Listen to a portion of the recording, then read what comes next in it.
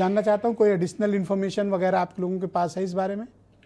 देखिए, घटना जो है हृदय विदारक है। जितने 8 लोग मेरी जानकारी में अभी तक 8, हाँ, LNJP हॉस्पिटल ने 8 लोगों की मृत्यु की पुष्टि की है, ऐसा कुछ लोग वहाँ के प्रत्यदर्शी बता रहे हैं जी।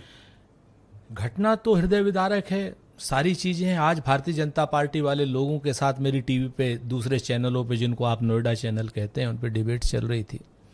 तो जब मैंने उनसे कहा कि साहब आज 300 किलो RDX बरामद किया गया, 2900 किलो विस्फोटक बरामद किया गया, AK-47 बरामद की, 15 से ज़्यादा लोग गिरफ्तार कराए गए, लेकिन भारतीय जनता पार्टी के लोग कह रहे धमाका तो नहीं हुआ ना।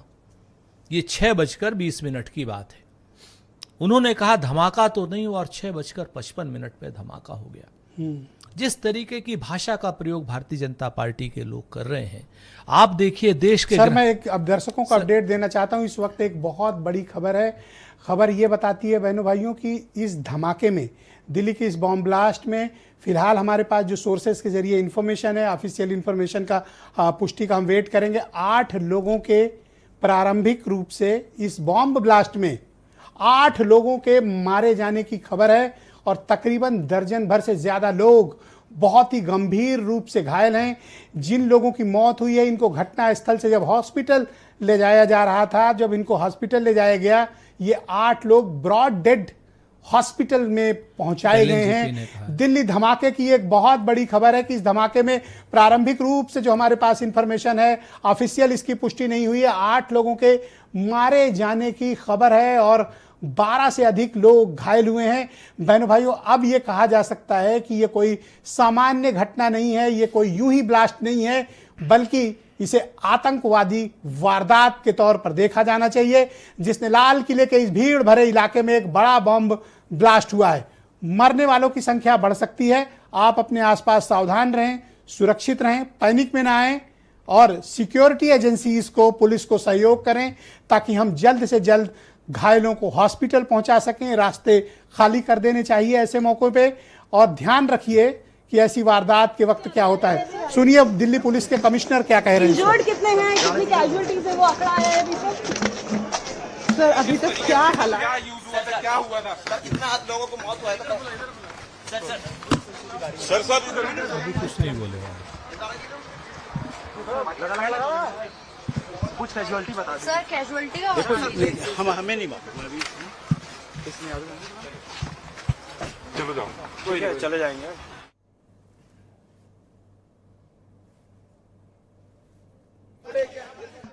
दिल्ली पुलिस के फिलहाल कोई जानकारी देने के लिए तैयार नहीं है, लेकिन ये घटना बहुत बड़ी है।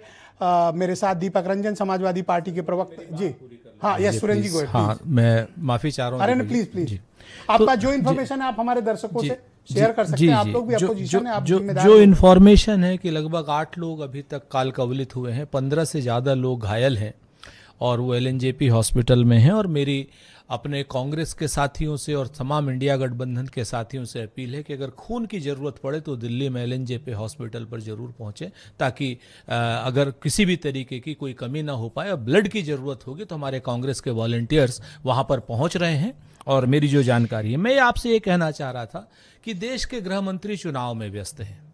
राजनीतिक आरोप प्रत्यारोप में मैं नहीं आना चाहता, लेकिन जिस तरीके से घुसपैठियों की बात हो रही थी, आज बताइए पाकिस्तान के सीमा से लेकर के दिल्ली तक 2900 किलो एक्सप्लोसिव पहुंच गया, 300 किलो RDX पहुंच गया, AK-47 पहुंच गई। और दिल्ली, हमारा गृह मंत्री जो है बिहार में चुनाव में व्यस्त है और वो ये कागज CCTV पर लगा करके किन किन अधिकारियों के साथ, जैसे तेजस्वी यादव जी ने आरोप लगाया, पवन खेड़ा जी ने आरोप लगाया, किन किन लोगों के साथ मिल रहे हैं।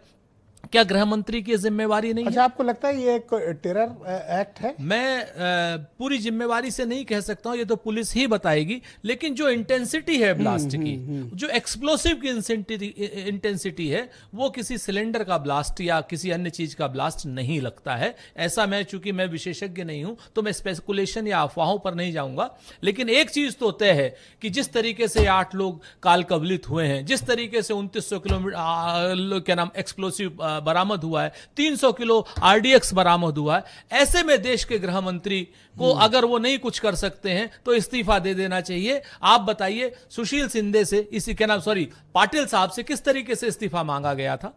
एक और मौत की खबर है जी। सर, 9 घटनाओं 9 हो लोगों की चुकी मृत्यु हैं। की तो ये खबर जो जितनी बात है घुसपैठिए आ कहां से रहे, आरडीएक्स कहां से आ रहा है, और लेट्स में explosive कहां तब से आ तक रहा आप है? और इन्फॉर्मेशन जुटा ले, मैं दीपक रंजन जी के पास चलता हूं। दीपक जी, एक बहुत जघन्य घटना दिल्ली के भीतर हुई है। दिल्ली के भीतर एक बॉम्ब ब्लास्ट में फिलहाल प्रारंभिक तौर पर 8 से 9 लोगों के 8 लोगों की तो अब तक मीडिया में पुष्टि हो चुकी है। हालांकि दिल्ली पुलिस ने कोई बयान बहनों भाइयों अब तक आधिकारिक रूप से नहीं दिया है। ये वो डेड बॉडीज हैं जो एलएनजेपी हॉस्पिटल, लोकनायक जयप्रकाश नारायण हॉस्पिटल दिल्ली में लाई गई हैं और वहीं पर घायलों को एडमिट किया गया है। फिलहाल